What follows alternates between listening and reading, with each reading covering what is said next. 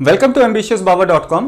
आज हम लोग अनसर्टेन नंबर ऑफ केसेस के सेकेंड सेशन में हैं और यहां आज हम लोग डिस्कस करने वाले हैं आपके मेंस लेवल के क्वेश्चन। तो जो पहला क्वेश्चन हम लोग पिक कर रहे हैं ये आपके SBI PO 2018 मेंस एग्जामिनेशन में पूछा गया है। आइए जरा देखते हैं इसे कैसे सॉल्व करेंगे। तो इंफॉर्मेशन ऐसा है, certain number of persons are sitting around a circular table which has a circumference of 546 centimetre. तो अब हमें सर्कुलर टेबल की सर्कमफेरेंस गिवन है।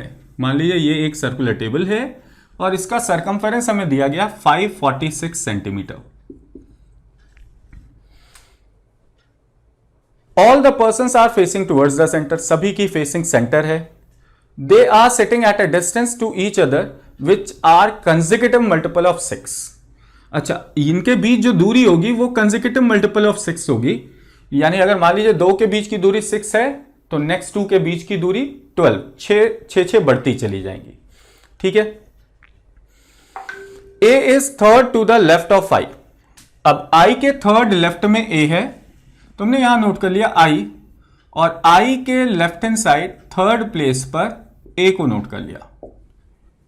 ओके, नेक्स्ट इंफॉर्मेशन है, two person sit between K and I। K और I के बीच दो person है, यानी K से I की पोजीशन थर्ड हो जाएगी। Now next is M is immediate right to L। L के राइट साइड फर्स्ट प्लेस पर M है।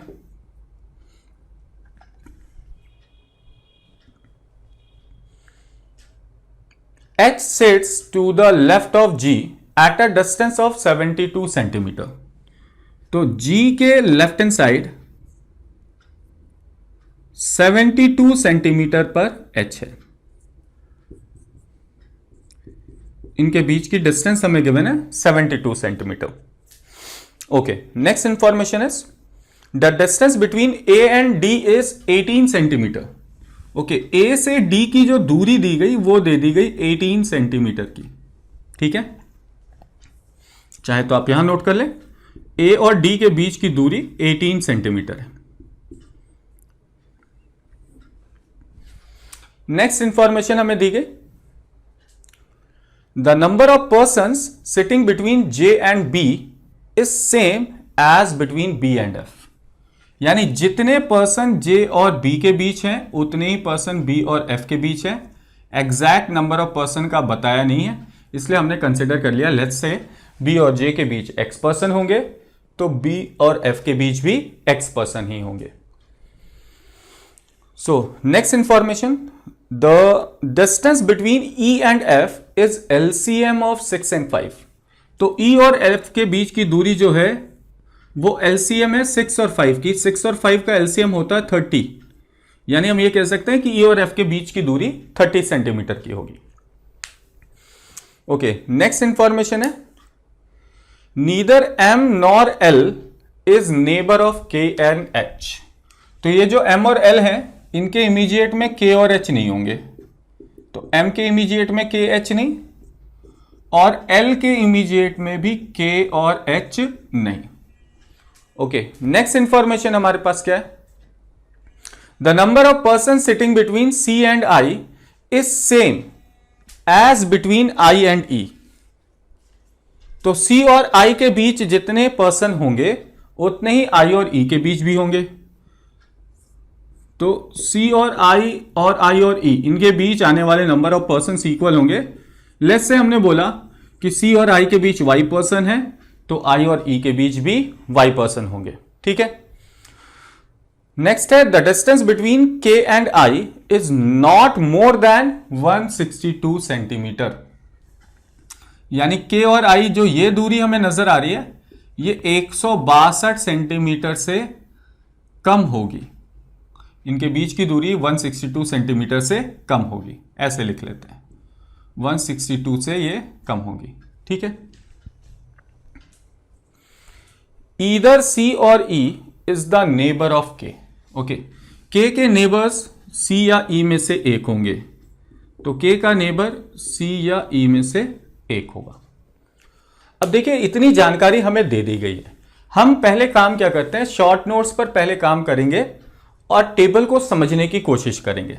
देखिए, हमें यहां पर बताया गया है कि H और G के बीच जो डिस्टेंस है वो 72 सेंटीमीटर का है, लेकिन इनके बीच कितने नंबर ऑफ पर्सन्स हैं ये हमें पता नहीं है। तो हम यहां चेक करेंगे कि क्या क्या पॉसिबल कॉम्बिनेशंस हो सकते हैं नंबर ऑफ पर्सन्स के। एक कॉम्बिनेशन ये हो सकता है कि G के इमीडिएट लेफ्ट में H हो, यानी इनके बीच कोई भी पर्सन ना हो, यानी इनके बीच की डायरेक्ट डिस्टेंस 72 सेंटीमीटर की हो। ओके, नेक्स्ट ये भी हो सकता है कि G और H के बीच एक पर्सन हो, कोई एक पर्सन G और H के बीच बैठा हो। तो इस केस में इन दोनों के बीच के डिस्टेंसेस क्या होंगी? तो हम लोग क्या करते हैं, 72 और इसे 6 के कंसेक्यूटिव दो पार्ट में डिवाइड करना है, ठीक है। तो अगर मान लीजिए एक को माना हमने x, तो दूसरा हो जाएगा x प्लस 6, ऐसा ही होगा ना। एक को x माना तो x के कंसेक्यूटिव मल्टीपल का मतलब x प्लस 6, यानी आप ये कह सकते हैं 2x plus 6 is equals to 72 total distance. तो 2x प्लस 6 हमारी टोटल डिस्टेंस है और टोटल डिस्टेंस 72 दे दी गई है। मैं आपको बस एक रफ एग्जांपल निकाल कर दिखा रहा हूं कि काम कैसे कर रहे हैं। तो 2x प्लस 6 हो गया, अब 72 में से 6 घटाए 66, तो 2x बराबर 66, यानी x बराबर तो 66 बाई 2 और 66 बाई 2 कितने हो गए 33। 66 बाई 2 कितने हो गए 33। अब आपको ध्यान रखना है, चूंकि यहां 6 के कंसेक्यूटिव मल्टीपल में डिफरेंस आना चाहिए। क्या 33 6 के कंसेक्यूटिव मल्टीपल में आता है? जी नहीं आता है। यानी इन दोनों के बीच अगर 72 सेंटीमीटर का डिफरेंस है तो इनके बीच एक पर्सन तो पॉसिबल नहीं है। इसी तरह अगर दो पर्सन इनके बीच हुए तो क्या हो सकता है? तो हमें सारे पॉसिबल कॉम्बिनेशंस देखने होंगे। यानी अगर दो पर्सन इनके बीच में रखे तो क्या किया जा सकता है? यानी अब 3 पार्ट में डिवाइड करना है। तो 72 को 3 पार्ट में डिवाइड कीजिए तो 24, 18 एंड 30, इनका सम कीजिए 72 हो रहा है। और सारे देखिए 6 के मल्टीपल हैं, कंसेक्यूटिव मल्टीपल्स हैं, यानी ये हो सकता है कि इनके बीच कितने पर्सन आ रहे हो? 3 पर्सन आ रहे हो। इसी तरह 4 पार्ट में अगर इसे डिवाइड करके देखें, यानी इनके बीच 2 पर्सन हो, 3 गैप। अब अगर इसे 4 पार्ट में डिवाइड करें, यानी इनके बीच अगर 3 पर्सन हुए तो क्या हो सकता है? 3 पर्सन अगर हो, यानी गैप कितने हो गए 4। तो 72 को 4 से डिवाइड कीजिए, 72 को 4 से डिवाइड कीजिए, कितना होगा? तो 18 होगा। 18 क्या 6 का मल्टीपल आता है? जी बिल्कुल आता है, 18 6 का मल्टीपल आता है। लेकिन प्रॉब्लम यह है कि 18 माइनस 6, तो 18 में से 6 कम करें, तो 6 कम कीजिएगा तो ये हो जाएगा 12। बाकी के दो अगर 18 से ज्यादा ले लेंगे तो 72 का कॉम्बिनेशन पॉसिबल नहीं है, ठीक है। अब इनके बीच अगर 4 पर्सन रखें, यानी इसे 5 पार्ट में डिवाइड करें, 5 पार्ट में भी डिवाइड करने पर 72 सेंटीमीटर नहीं बन सकता। यानी यहां अगर हम बात करें तो H और G की फिलहाल 2 कॉम्बिनेशन ही बन सकती हैं। या तो इनके बीच कोई ना हो, डायरेक्ट 72 सेंटीमीटर का डिफरेंस हो, या तो इनके बीच 2 पर्सन बैठे हो और जो डिफरेंस आए वो 18, 24 और 30 का कॉम्बिनेशन है। उसी तरह यहां भी समझिएगा, A और D के बीच अगर 18 सेंटीमीटर का डिफरेंस है तो हो सकता है इनके बीच कोई भी पर्सन ना हो। अब देखिए जरा सेकंड केस क्या हो सकता है। अगर इनके बीच एक पर्सन रखें तो 18 को 2 पार्ट में स्प्लिट करना है 6 के कंसेक्यूटिव मल्टीपल में, तो 6 प्लस 12 18, तो एक ये कॉम्बिनेशन बन सकता है। इसी तरह E और F के बीच की दूरी अगर 30 सेंटीमीटर है और 30 को, ये हो सकता है एक कॉम्बिनेशन कि इनके बीच कोई भी पर्सन ना हो। और दूसरा केस हो सकता है अगर इनके बीच एक पर्सन रखें तो क्या 12 प्लस 18 30 हो सकता है। और अगर हम इनके बीच 2 पर्सन रखें, यानी गैप 3 बना ले, तो 10 आ जाएगा 3 से डिवाइड करने पर, और 10 हमारे 6 का मल्टीपल है नहीं, यानी ये तो पॉसिबल नहीं। यानी E और F की भी 2 कॉम्बिनेशंस बन सकती हैं, ठीक है, ये ध्यान रखिएगा। अब बात आती है सर्कल की। सर्कल में इन्होंने ये तो हमें बता दिया कि 6 के कंसेक्यूटिव मल्टीपल में जाना है, लेकिन 6 के कंसेक्यूटिव मल्टीपल में क्लॉकवाइज जाना है या एंटी क्लॉकवाइज जाना है, ये तो नहीं बताया। तो अभी हमें पहले ये जो है ये कंफर्म करना होगा कि ये 6 का कंसेक्यूटिव मल्टीपल क्लॉकवाइज हमें चलना है या एंटी क्लॉकवाइज। तो एक एक करके दोनों कंडीशंस हमें चेक करना होगा। अब देखिए, अगर हम 6 के कंसेक्यूटिव मल्टीपल क्लॉकवाइज से स्टार्ट करें तो 6, 12, 18, आपको ध्यान रखना इन सबका सम आ जाना चाहिए क्या, 546। अब ये कैसे निकालेंगे कि इनका सम 546 आ रहा है या नहीं? तो इसके लिए देखिए एक फॉर्मूला होता है। फॉर्मूला ये होता है कि सम जो है वो हमेशा सम ऑफ एपी का फॉर्मूला होता है n/2 2a plus n-1 into D. तो आपको ये देखना होगा कि क्या इसमें ये सेटिस्फाई हो सकता है। 24, 30, 36, 42, 48, 54, 60, 66, 72, 78। एक बार इन सबका सम करके देखिएगा क्या 546 बैठ रहा है या नहीं। तो अगर आप चेक करेंगे तो आपको 546 मिल जाएगा। ठीक है, चलिए, तो अब ये हमारा सेट हो गया। अब ये हमने अभी क्लॉकवाइज मूव किया है 6 ऐड करते हुए। ठीक है, अभी कंफर्म नहीं है कि ये क्लॉकवाइज चलना है या एंटी क्लॉकवाइज चलना है, इसका ध्यान रखना है बेटा आपने। ठीक, अब क्या करते हैं, सारी इंफॉर्मेशन को प्लेस करने की कोशिश करते हैं। देखो, हमें सबसे पहले ए, आई, के, डी इनको प्लेस करना है। तो हमें पता है ए और डी के बीच या तो डायरेक्ट 18 सेंटीमीटर का गैप हो या तो 6 और 12 का गैप हो। हम दोनों कंडीशंस को पुट करके देखते हैं। अगर 6 और 12 का गैप हुआ तो ए, डी में से कोई एक यहां आ जाएगा और 6 + 12 18, और ए और डी में से कोई दूसरा यहां आ जाएगा। ठीक है, अब देखिए ए से थर्ड राइट में कौन आएगा, आई। तो हम क्या करते हैं, एक एक करके दोनों केसेस को चेक करते हैं। अगर ए को यहां रखें, पहले इसके अकॉर्डिंग चेक करेंगे। अगर ये गलत हुआ तो ए को हम यहां रखेंगे और इसके अकॉर्डिंग चेक करेंगे। ठीक है, अगर दोनों ही गलत हो गए, इसका मतलब ये 6 और 12 वाला ये केस तो सही नहीं। फिर हम 18 को चेक करेंगे, और अगर 18 के अकॉर्डिंग चेक करेंगे, ए और डी को 18 सेंटीमीटर के डायरेक्ट डिफरेंस पर रख के देखेंगे। अगर ये भी गलत हो गए, इसका मतलब ये निकलता है कि हमें क्लॉकवाइज जो है वो वैल्यू को इंक्रीज नहीं करना था, तो हम करेंगे एंटी क्लॉकवाइज वैल्यू को इंक्रीज। ठीक है ना।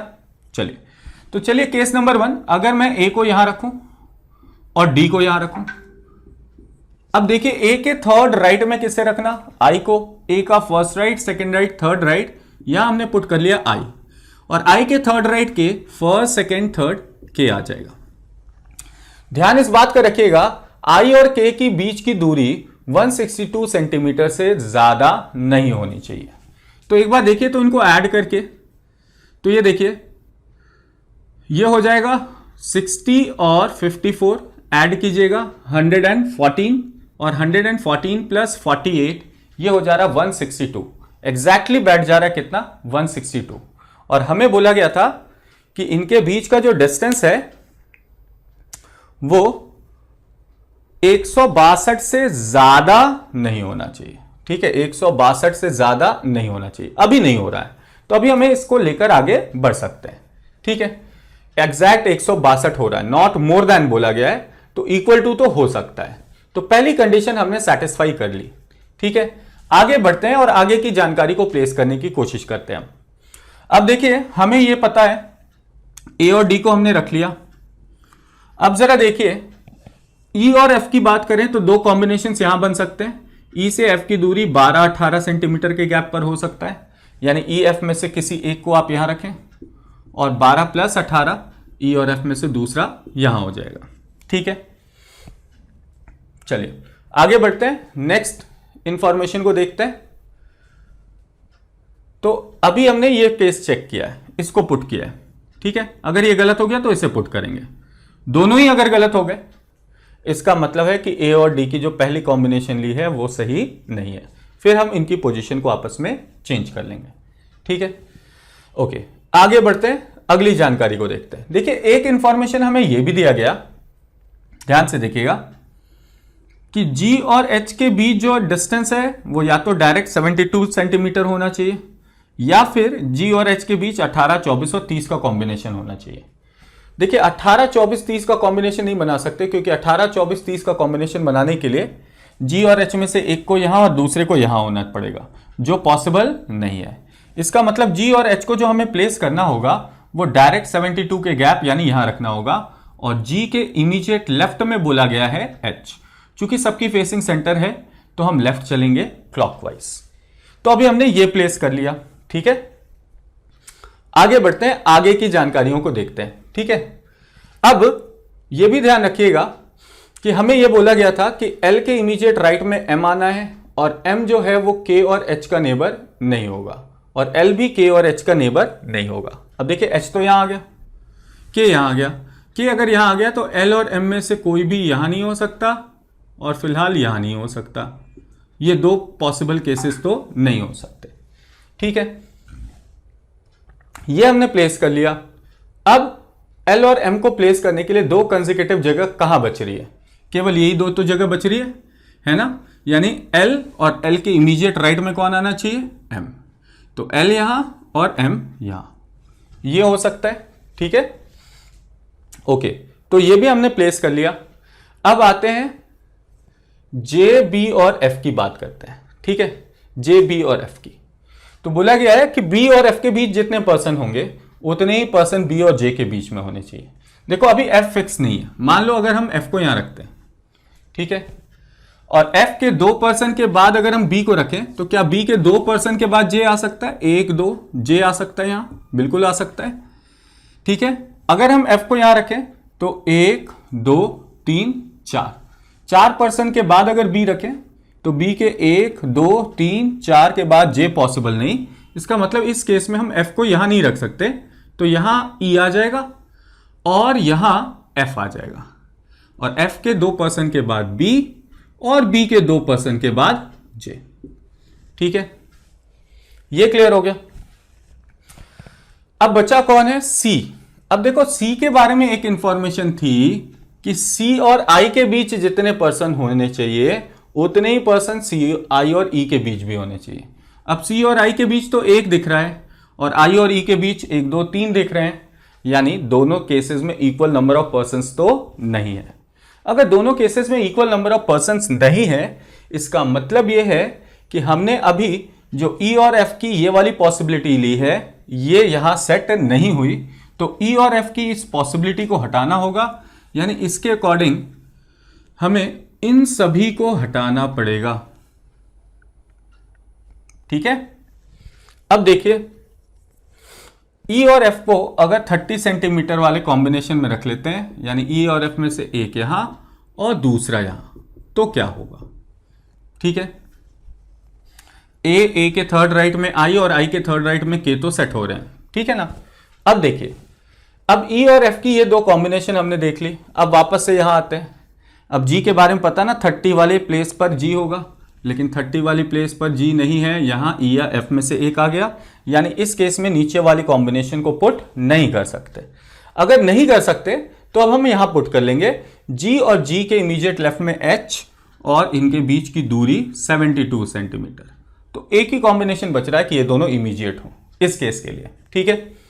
तो G और H को भी हमने प्लेस कर लिया। अब चूंकि K जहां पर है उसको देख लीजिए ध्यान से, तो K के इमीडिएट में LM होंगे नहीं, और L और M को इमीडिएट होना है।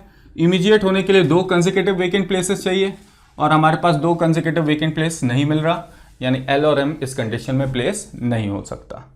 यानी बेटा E और F की ये वाली कॉम्बिनेशन भी सेट नहीं हो रही। अगर E और F की ये वाली कॉम्बिनेशन भी सेट नहीं हो रही है, इसका मतलब जो सबसे पहली पॉसिबिलिटी ली थी A और D की 6 और 12 की, ये यहां पर सेट नहीं हुई। अब देखिए, अगर ये सेट नहीं हुआ, इसका मतलब ये निकलता है कि अब हमें A और D की ये वाली कॉम्बिनेशन को चेक करना होगा।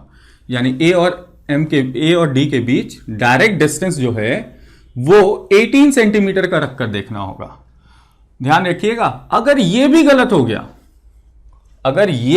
हो गया, इसका मतलब यह है कि क्लॉकवाइज जो वैल्यूज हमने पुट किया है असेंडिंग ऑर्डर में नहीं करेंगे, ये हम एंटी क्लॉकवाइज हमें पुट करना होगा, ठीक है। इसको ध्यान रखना है। चलो, तो अब देखिए A और D के बीच अगर 18 सेंटीमीटर का डिफरेंस है, तो A और D में से एक यहां और एक यहां। ओके, अब देखिए 12 18 एफ का तो बन नहीं सकता क्योंकि 18 वाले पर कौन आ गया, ए डी में से एक आ गया है, ठीक है। यानी ई और एफ को फिर 30 सेंटीमीटर वाले पर ही रखना होगा। अगर ई और एफ के बीच 30 सेंटीमीटर का डिफरेंस है और ये दोनों इमीडिएट हैं तो 30 वाला एच और जी का भी नहीं बैठ पाएगा, यानी इनको भी डायरेक्ट 72 सेंटीमीटर के डिफरेंस पर जी के इमीडिएट लेफ्ट में किसे रखना होगा, एच को रखना होगा। तो जी के इमीडिएट लेफ्ट में हमने रख लिया एच को, ठीक है। अब ए को जरा देखते हैं। अब देखिए अगर हम ए को यहां रखें तो ए के थर्ड राइट में क्या आना चाहिए, आई नहीं आ सकता क्योंकि एच आ गया, क्लियर। इसका मतलब ए को हम यहां नहीं रख सकते। अब ए को अगर हम यहां रखें तो देखिए ए के फर्स्ट सेकेंड थर्ड राइट में आई आ जाएगा और आई के थर्ड राइट में के आएगा, फर्स्ट सेकेंड थर्ड के आ जाएगा। अब ध्यान से देखिए क्या इनका सम 162 से ज्यादा नहीं है। देखिए 7 और 7 14 और 6 20, ये 162 से एक्सीड कर रहा है। इसका मतलब ये है कि ए और डी की ये वाली कॉम्बिनेशन भी सेट नहीं हो रही। क्योंकि दोनों ही कॉम्बिनेशन ए और डी का सेट नहीं हो रहा, इसका मतलब ये है कि ये जो हमने कंसेक्यूटिव 6 का मल्टीपल बनाया था क्लॉकवाइज चल के, ये सही नहीं है। तो जब क्लॉकवाइज सही नहीं है तो इस केस में अब क्लॉकवाइज 6 ना बढ़कर हम एंटी क्लॉकवाइज 6 बढ़ेंगे। क्लॉकवाइज 6 ना बढ़कर एंटी क्लॉकवाइज 6 बढ़ेंगे, यानी 6 12 18 24 30 36 42 48 54 60 66 72 और 78। अब ये केस हो जाएगा, ठीक है। अब वापस से ये दो कॉम्बिनेशन है, एक एक करके दोनों को चेक करते हैं। केस नंबर 1 ए और 6 और 12 पर डी, अगर नहीं हुआ तो उसको रिवर्स करेंगे, ठीक है। ए 6 और 12 पर डी। अब देखिए ए के थर्ड राइट में आई, ए के फर्स्ट सेकेंड थर्ड राइट में आई और आई के थर्ड राइट में के, फर्स्ट सेकेंड थर्ड के। इनके बीच का डिस्टेंस देखिए 3 3 6 2 8, यानी 90 सेंटीमीटर का डिफरेंस है और यहाँ 162 से कम होना चाहिए। 162 से कम हो रहा है, यानी ये कंडीशन तो सेटिस्फाई हो गई। अब देखिए अब बारी आती ई और एफ की। अब ई और एफ की या तो दूरी 12 18 हो या डायरेक्ट 30 हो, दोनों को चेक करते हैं। एक बारी 12 18 पर रखकर मामला जमा तो ठीक, नहीं तो दोनों के बीच डायरेक्ट 30 सेंटीमीटर का डिफरेंस।